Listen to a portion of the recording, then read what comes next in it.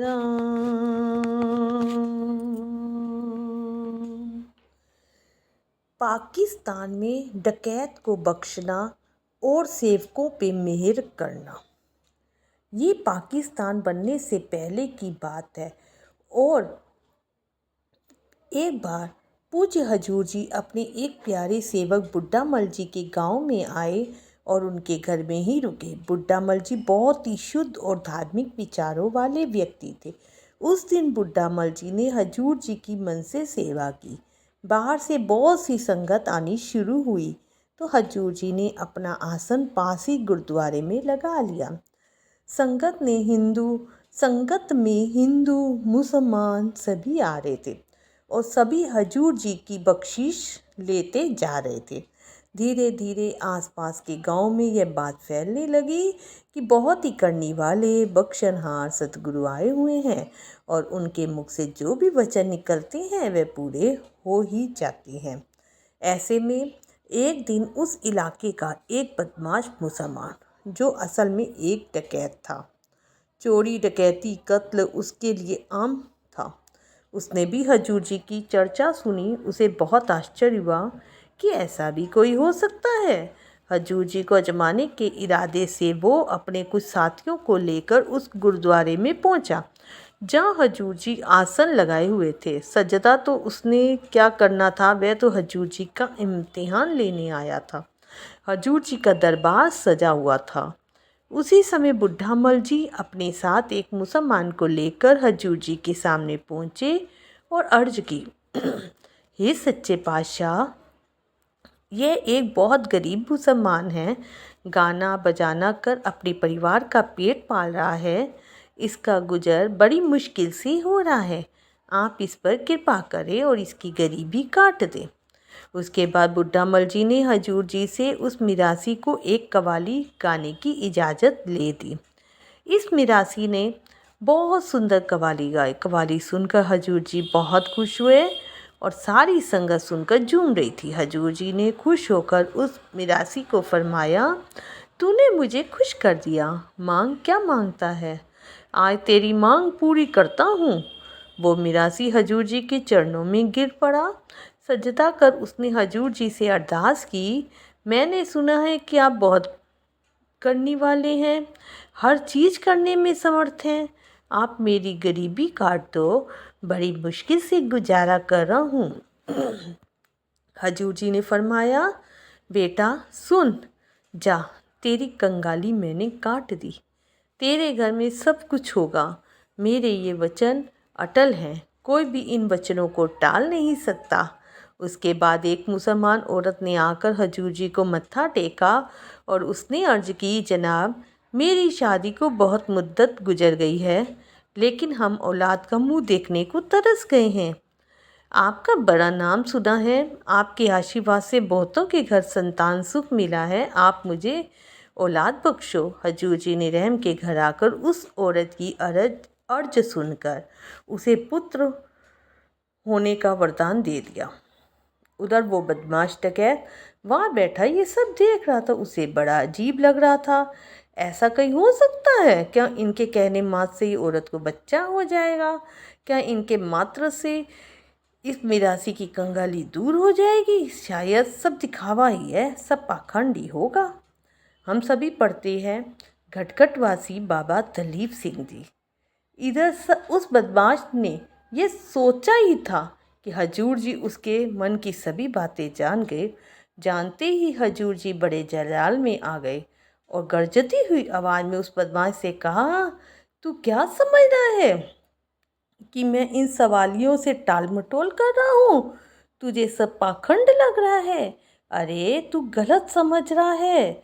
अब सुन, तूने जो भी चोरियाँ की हैं, डाके मारे हैं, कत्ल किए हैं, इन सभी को मैं जानता हूँ। तूने गांव के 20-22 घरों को लूटा है और मुझे इन सभी का पता है। तूने बहुत कत्ल किए हैं और उनके मुकदमे भी तुझ पर चल रहे हैं। मैं उन सभी को जानता हूँ, मेरे सिवा और किसी को इन सभी का पता नहीं है।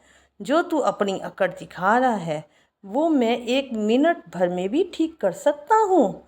वो बदमाश ये सुनकर अंदर से हिल गया। फिर भी हिम्मत कर उसने हजूर जी से कहा कि आपको कैसे पता, कोई निशानी बताओ ताकि मैं जान सकूं, तभी मैं मानूंगा। अब हजूर जी ने कहा, अच्छा सुन, आज से लगभग 1 महीना पहले तूने एक वेश्या का कत्ल कर दिया था और उसका सारा सोना तूने लूट लिया। बता ये सच है कि नहीं? यहाँ मेरे दरबार में अगर आ ही गया है तो अदब से बैठ,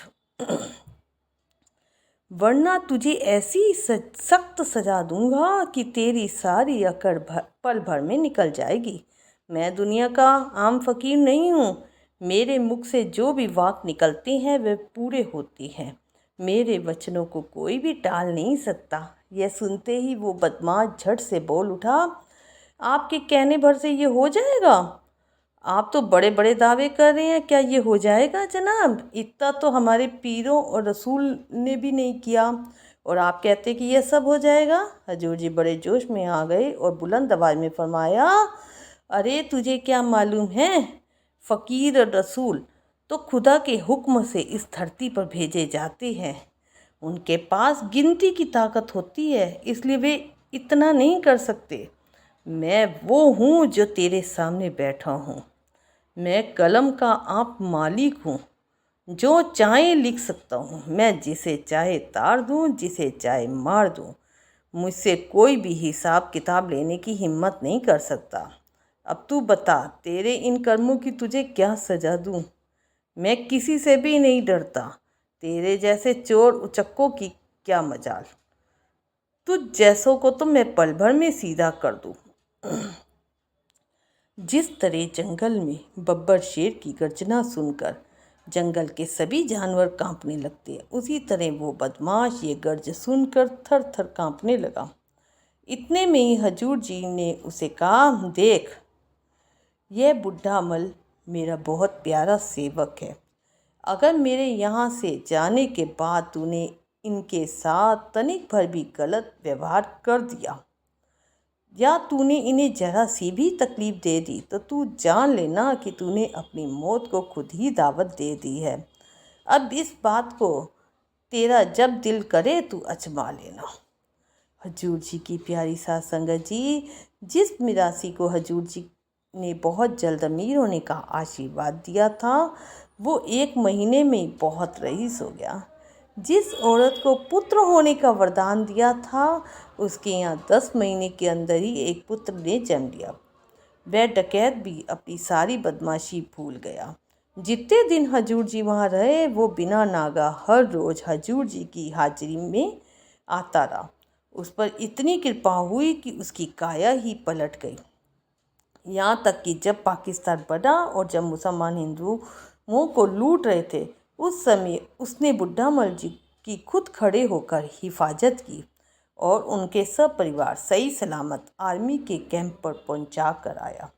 हम सभी बड़े खुश नसीब हैं जो इतने दयालु बख्शिंद गरीब निवाज सतगुरु बाबा दलीप सिंह जी हमें मिले हैं, जो इस डकैत जैसे को बख्श देती है, जो हमारी पुकार सुनकर हमारी मदद के लिए सामने आ खड़े होती है।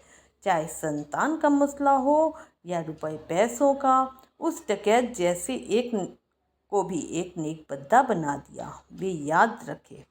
आइए सब मिलकर हजूर जी से अरदास करते हैं, सतगुरु तेरे कलम हथ तेरे कि सोने सोने साडे भाग लिख दे। सतगुरु तेरे कलम हथ तेरे कि सोने सोने साडे भाग लिख दे। बोल सांचे दरबार की जय। संगत जी, साखी सुनाने में कोई गलती हो गई हो तो माफ़ कीजिएगा। यारा